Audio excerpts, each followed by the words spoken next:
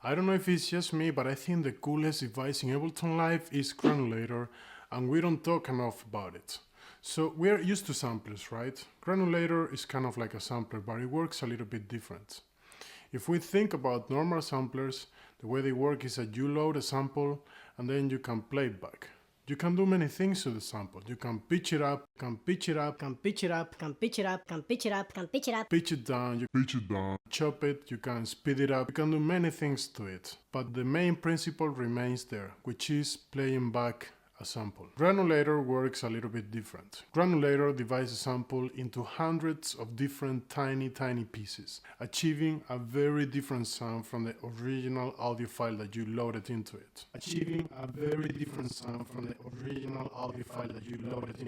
Think of the grains as tiny film pieces. If you have a bunch of photos and you show them together, then you can get some kind of movement. The grains are the same. In Granulator, you can control how those grains are selected and played back, and that dramatically changes the sound. So there are three things that affect how those grains behave, and we are gonna go through them in this video. Position and the scan. In position, we can control what part of the sample is being played back, where the grains come from. At 0, you're just playing from the highlighted section, and you can move the section around.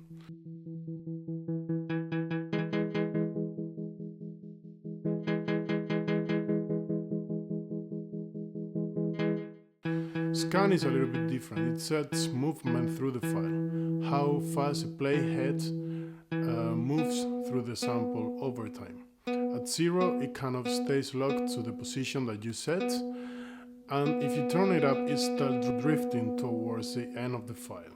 The more value you have, the more it's gonna drift through the whole file. The grain size controls how much of the sample each grain can capture. If you have very low values, the grains become so short that they kind of start to lose pitch, and larger values start to sound more like the original material. This can be very useful or very useless depending on what you're looking for.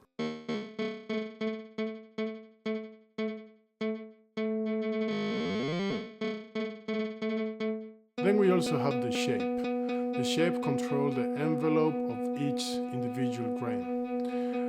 If you have 0, the grains are going to have a very short attack, like inexistent and very long decay. If you go all the way to 100, they are going to be the opposite. They are going to have very gradual attack and very short decay. And that's going to dramatically change the sample. We lastly have variation and spread. Variation randomizes multiple parameters across grains. If you turn it up, things are gonna start drifting. You're gonna have different positions, different shapes, different variations. So that's the first part. Now we're gonna go to the second part, which are the 2 different modes where you can use Granulator. But to do that, we are gonna do it here because it's gonna be easier to show you what the different modes are.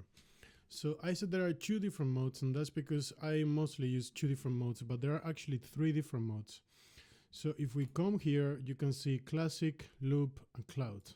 That kind of defines the behavior that Granulator is gonna have. In the current version of Ableton, we have Granulator 3.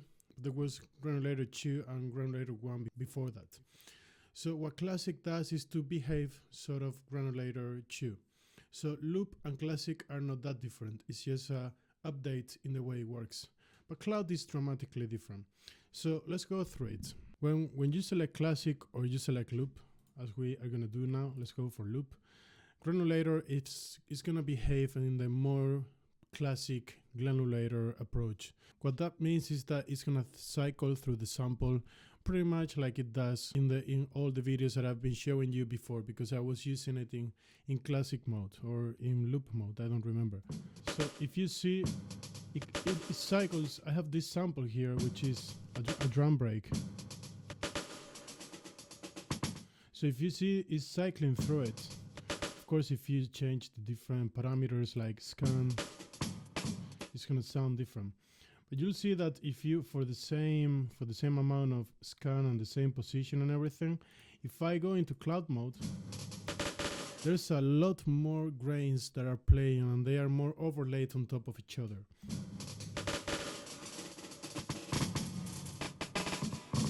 So that's the main difference actually.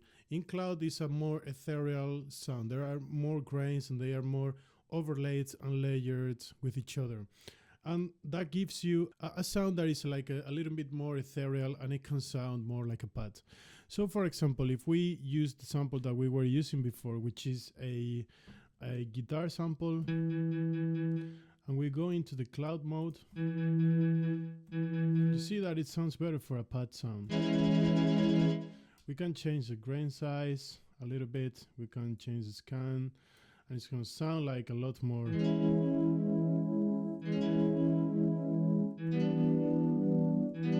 By the way, I don't know if you like my MIDI keyboard, but it's pretty cool, isn't it?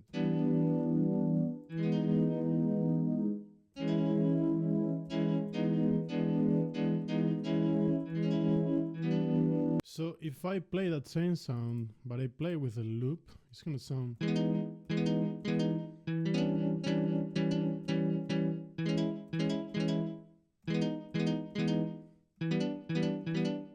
If you see, the sound is a little bit more plucked, and it sounds more like the original sample, and it turns it into something less ethereal. So that's the main difference. Of course, if we go into classic, it's gonna sound similar to loop.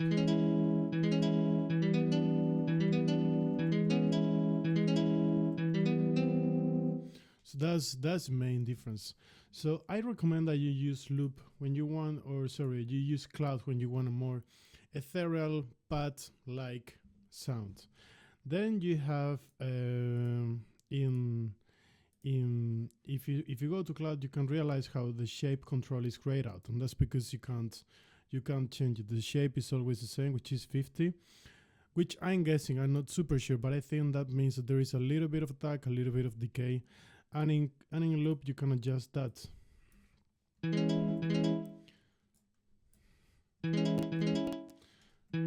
if you hear the plucked,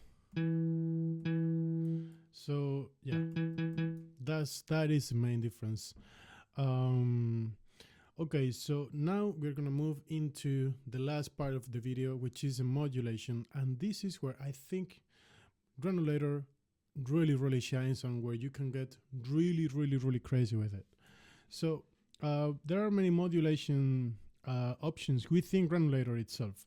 You can modulate how this each one of these knobs behave depending on the different parameters. So for example, the velocity, slide, how much LFO is affecting, how much envelope is affecting.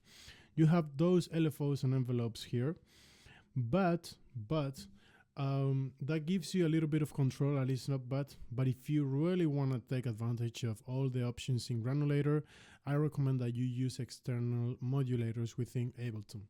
So if you go into the search menu, here you have modulators, and here you have envelope follower, envelope MIDI, expression control, LFO, shaper, and shaper MIDI.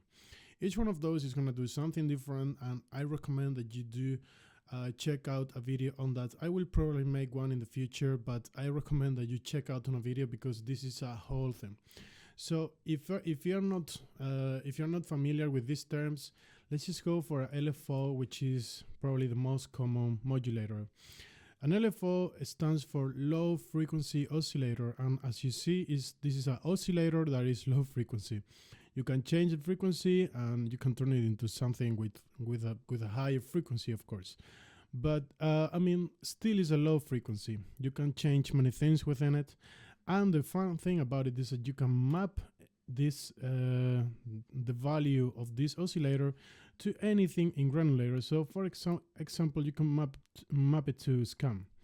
So if you see now, the scan knob is moving just like it's moving the LFO, and you can change how much you want to map it.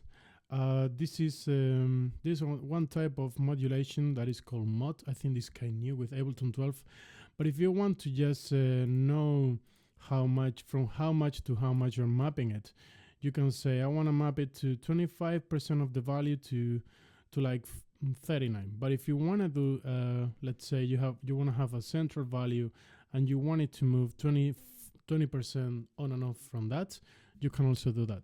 So what happens if we do that? Every time we press a note, it's gonna change how much scans. You can see this much better if we map that value to the position. So you see now the position is moving. So depending on when the position is, whenever I play the note, it's gonna sound different, right? So I'm gonna map it to maybe plus minus 10%, and I'm gonna add here a MIDI clip with a bunch of notes.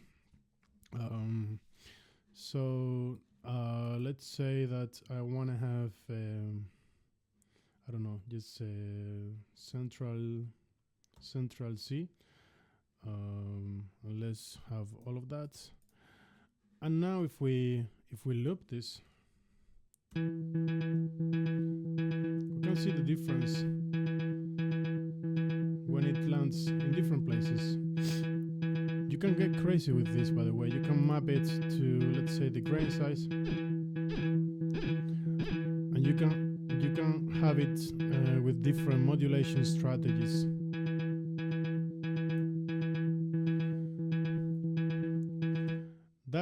That is pretty much everything that you can do with it. But if you have different loops, this is a very simple loop. This is just a guitar plug. But if you have something like, for example, a drum break like I have here, you can like get super crazy with it. So I'm just gonna copy this LFO, paste it here, and I'm gonna map it to random stuff. So let's go into this menu, map it, and I'm gonna map it to position. Let's give it a plus minus. Let's give it a plus minus 50%. 49, 51. Come on. Oh man, can I grade it? Okay. Okay, so that's gonna loop through the whole thing. Actually, if I put it in half, it's gonna loop through the whole thing. And now if I play a note here, you see how crazy that is. It depends wherever I land, it's gonna play differently. So I'm just gonna copy this MIDI clip here, and you're gonna let's hear it. So that can sound like too crazy, right? But actually, if we minimize this and we lower the rate of the sample, then it's not gonna sound that bad. We can add another LFO with different parameters. So we can maybe match it to like a bit of a higher value. And then with that, we can, for example, modulate the grain size.